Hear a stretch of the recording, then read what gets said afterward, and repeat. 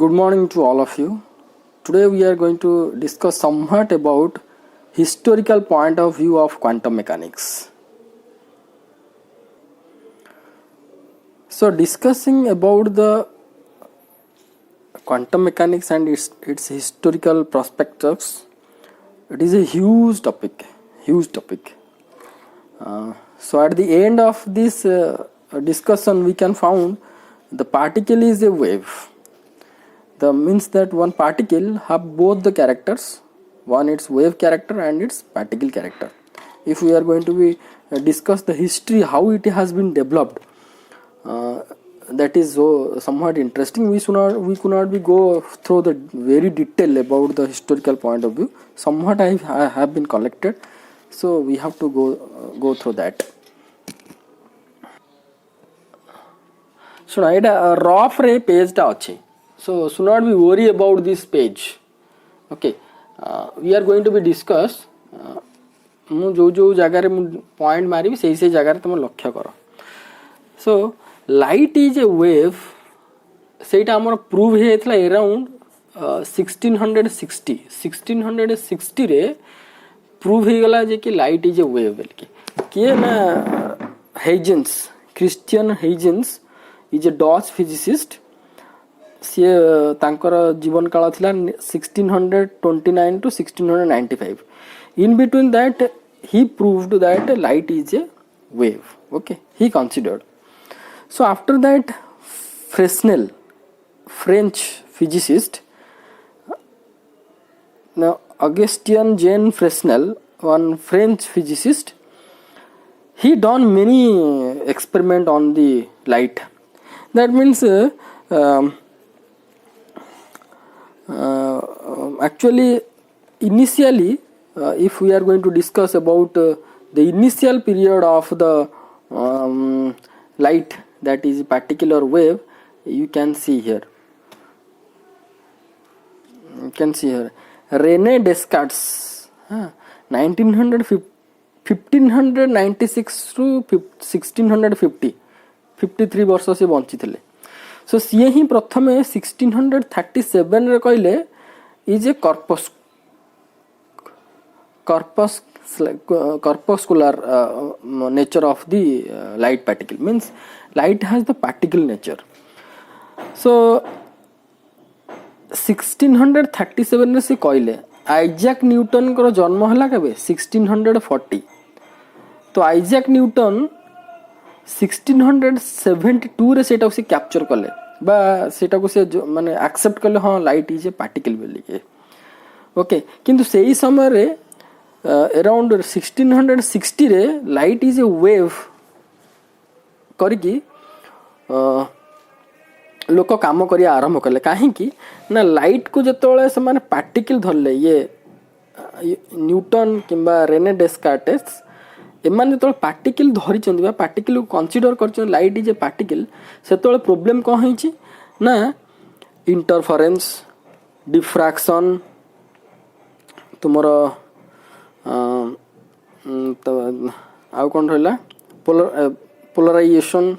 So light जी behaviour बा light को wave आकार नहीं कि जो फेनोमेना सब डिस्कवर होती से गुड़ा सब डिस्कवर हो पारु नथिला पार्टिकल नेचर नहीं कि. तो एमाने कौन कले जो हेजेंस क्रिश्चियन हेजेंस जो कंसीडर कले light is a wave nature बोली कि जो कंसीडर कले तांको फॉलो करके फ्रेस्नेल से गुड़ाए थ्योरी बाहर कर देले. एमिति बाहर कले से माने यूनानिमस हे गला एक्सेप्टेंस ऑफ वेव थ्योरी. माने आंको परे फ्रेस्नेल्स एई पीरियड रे वेव नेचर ऑफ लाइट को से पूरा जस्टिफाइड कर देले. तापर तांको सपोर्ट कला वाला देखो 1788 टू 1827 आंकर पीरियड. सेम 1787 टू 1826 आउ जने सेही लाइट ऊपर काम फॉर्नहाफर डिफ्रैक्शन पड़ते फॉर्नहाफर जर्मन फिजिसिस्ट. तेणु कर फॉर्नहाफर फ्रेस्नेल ये दी जण लाइट को वेव आकार ने गुड़ाए काम करियले. फ्रेस्नेल्स बाइप्रिज्म एक्सपेरिमेंट गुड़ाए जिनस केते गुड़ाए जिनस अछि फॉर्नहाफर डिफ्रैक्शन. से ही समय देख 1880 1801 रे यंग्स तांकर डबल स्लिट एक्सपेरिमेंट देले that will be also wave theory अनुसार। तो आम ये देखिया जे कि अप टू 1800 आरंभ पर्यंत कौटू 1660 रु 1800 पर्यंत माने the so called light is accepted as wave, but here 1672 रे जेतोले ये न्यूटन एक्सेप्ट कले नाई सेटा पार्टिकल नेचर सी कि सेटा को पार्टिकल नेचर हिसाब से प्रूव कर पाए सॉरी वे पार्टिकल नेचर को धरिकी लाइट रो जो अलग फेनोमेना जमती जो इंटरफेरेंस डिफ्रैक्शन एगुड़ा सब से प्रूव कर पाए नहीं, किंतु न्यूटन 1704 ओके 1704 मीन्स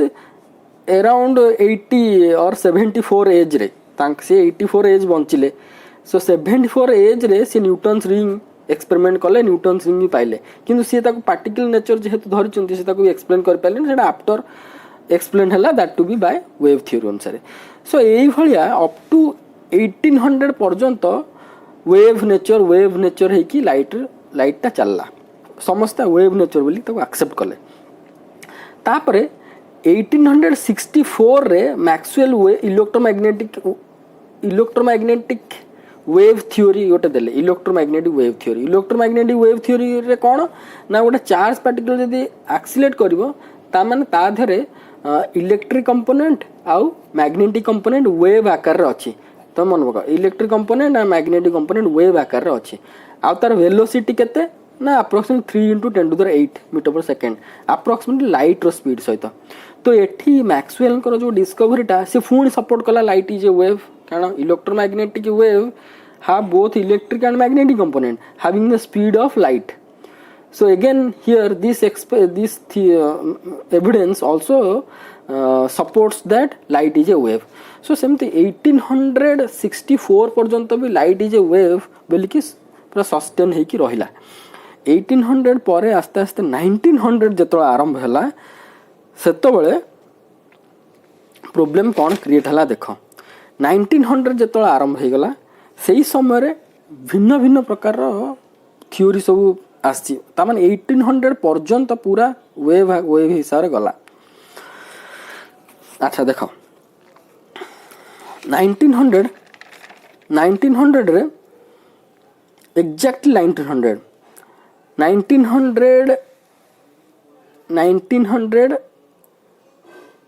19 अक्टोबर 1900 रे मैक्स प्लैंक से स्टेटमेंट देले जे कि लाइट हैव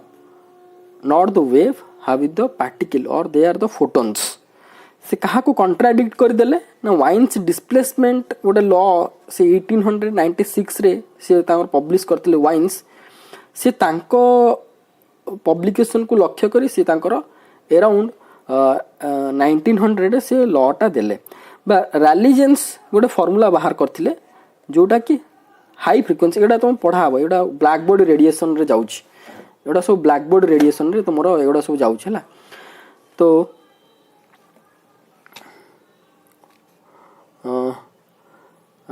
कोडा ए फार्मूलाटा रेलिजेंस देथिले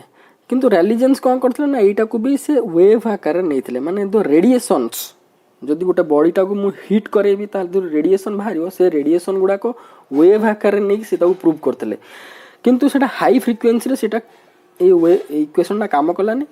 तापरे जेतोले मैक्स प्लैंक ए इक्वेशनटा देले आको कॉन्ट्राडिक्शन करिकि एटा हाई फ्रिक्वेंसी रे काम कला लो फ्रिक्वेंसी रे भी काम कला जोटा को कहउछि अल्ट्रा वायलेट कैटास्ट्रोफ बोलिके जोटा तुम पढ़ा हम 5th semester. Ultra violet catastrophe माने तुमर मन थिबो +2 रे तुम एमती पढ़ी थो एई भला गोटे ग्राफ ओके ता माने फ्रिक्वेंसी इंक्रीज कले से एमती न है कि एमती बढ़ी जाउछि ए थ्योरी अनुसार but it has to be reduce experimentally that wave and energy frequency and energy density बा ए सिचुएशन रे बा 1900 रे मैक्स प्लैंक तांकर स्टेटमेंट एया देले मन देखो 1900 रे से देले एग्जैक्टली हाँ आ गोटे जिनस हम कहया चाहे ଏଠି ଯେତେବେଳେ ମ୍ୟାକ୍ସ ପ୍ଲାଙ୍କ ଏଇ ଯେଉଁ ଲଟା ଦେଲେ ବା ଏଇ ଯେଉଁ ଥିଓରିଟା ଏଇ ଇକ୍ୱେସନଟାକୁ ମଡ଼ିଫାଏ କଲେ ଦ୍ୟାଟ୍ ଇଜ୍ E/hμ/kT ହିସାବରେ ସେ କ'ଣ ଏଠି କଲେ ନା the oscillator in the cavity emits radiation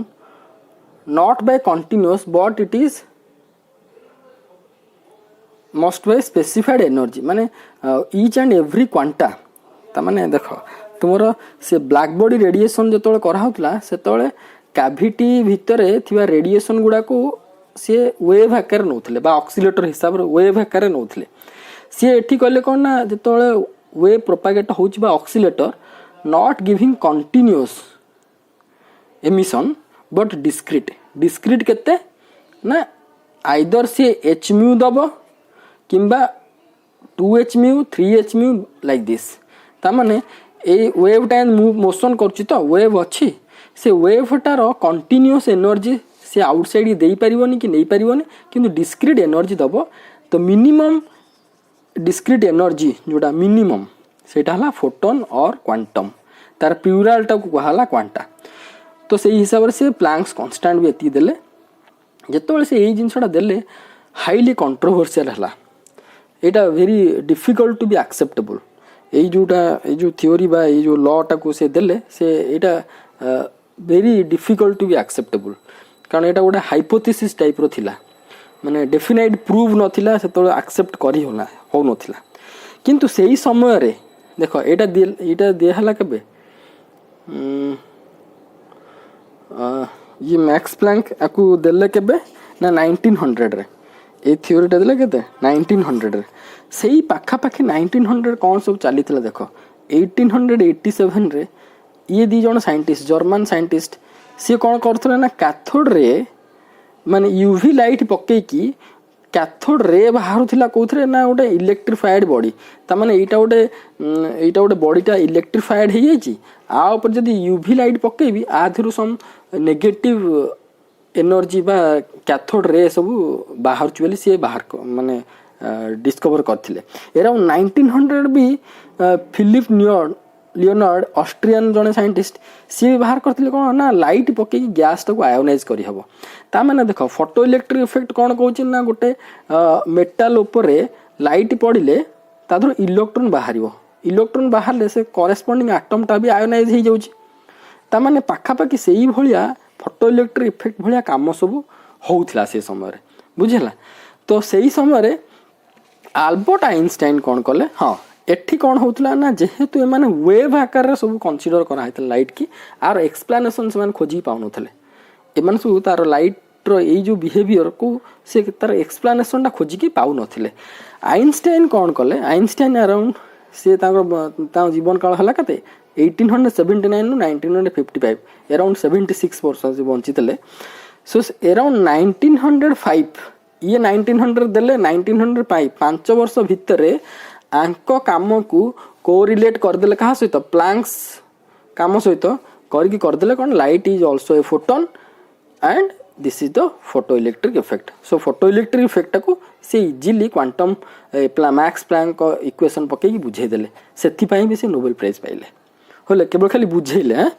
तापर सेही समय रे देखो जेमति से 1905 रे से एटा जिंस कहि दी जन light particle have the light wave have the particle nature सेही समय रे पाखा पाखी सेही समय रे 1924 रे पीएचडी थीसिस सबमिट करले के लुइस डी ब्रोगली से तोळ पीएचडी थीसिस रे लिखि कहले जदी लाइट टा वेव हे की पार्टिकल हला सेमति wave nature of electron also electron and other matter has also wave properties से ई जिनछटा को प्रपोज कले 1924 रे 1929 रे से नोबेल प्राइज पाइले फॉर दिस आउ any matter all the matter have their wavelength is equal to कते ना h/mv h is equal Planck constant अच्छा जो particle nature of the light को एक्सपेरिमेंट सपोर्ट कला 1912 में गोटे एक्सपेरिमेंट आसला x ray production from the metal एटा सपोर्ट कला कॉम्पटन इफेक्ट भी light having the particle nature भी सपोर्ट कला तो एई थ्रू हम जानी परछन कोन ना केमिति particle wave nature of the light माने अराउंड 1905 बा 1924 अराउंड 1925 बेलू सेटा टोटली पर आमे माने आमे एक्सेप्ट करनी नहीं गले जे कि all the particles have with their particle nature and as well as the wave nature according to de Broglie theory and exactly सेही पाखा पाखी सेही समय रे हेइजेनबर्ग भी संग संग तांको अनसर्टेनिटी प्रिंसिपल देथिले when 1927 Heisenberg uncertainty principle German physicist publish the paper 1927 रे हैला तो इन दिस वे 1927 में से देथिले हेइजेनबर्ग सो ए जेतो बोथ पार्टिकल नेचर और वेव नेचर हे गला एस्टाब्लिश हे गला सेतो से ता पब्लिश हला ए पेपरटा तापर सेया को एई जिंस को पार्टिकल नेचर और wave nature both have a matter गोटे मैटर अच्छी बोली कि ताकू नहीं कि इडविन स्क्रॉडिंजर ताकू फॉर्मुलेशन कले 1925 रे से सेटा पब्लिश कले अराउंड 1926 रे गोटे इक्वेशन पब्लिश हला जो इक्वेशन टा कि हमर जत्ते माइक्रोस्कोपिक पार्टिकल रो डायनामिक्स की बुझौची with considering their particle nature and wave nature बुझिला तो पार्टिकल नेचर वेव नेचर को कंसीडर करिकी स्क्रॉडिंजर गोटे वेव इक्वेशन देला जोटा हम डिटेल तो पढ़िबा एठी गोटे जिन तुम कहि दूचे अल्फ्रेड नोबेल प्राइज जोटा नोबेल प्राइज होची जने अल्फ्रेड नोबेल को नार होची से 1833 रु 1896 ये कौन करथले ना अराउंड 355 पैटेंट्स बने देथिले पैटेंट्स हां तो नोबेल प्राइज रो एठी तो देखौची गूगल रे देखि अराउंड 7 करोड़ बेल की and first Nobel prize physics रे के पाइथिले ना this one for X-ray production okay X-ray production पई जर्मन रो जण physicist that Wilhelm Conrad Rontgen ये पाइथिले first so this is the overall shortcut रे म कहली एको आउ थोर भल से तुमको प्रेजेंट करिवि सो तुमे go through this video and you got some idea okay you take the idea that how the initially so overall I can say very previous people have thought that light have the particle nature okay but समय क्रमे जेतोले से interference diffraction refraction एगुडा को ठीक से बुझेई पाइलानी light is the particle Newton हेले डेस्कार्ट हेले ए माने बुझेई पाइलेनी पार्टिकल नेचर को धरि की लाइट रो ए सब फेनोमेना जो इंटरफेरेंस रिफ्रैक्शन डिफ्रैक्शन को बुझेई पाइलेनी तो बाध्य होई कि सेही समय रे काम करथवा साइंटिस्ट माने आगु पळेले तो एमाने सब फ्रेस्नेल हेले फॉर्नापर हेले लाइट रो गुडाई फेनोमेना को से वेव थ्योरी नै की बुझेई देले सो सेटा को सपोर्ट कला कि Young's double slit experiment support कला मैक्सवेल्स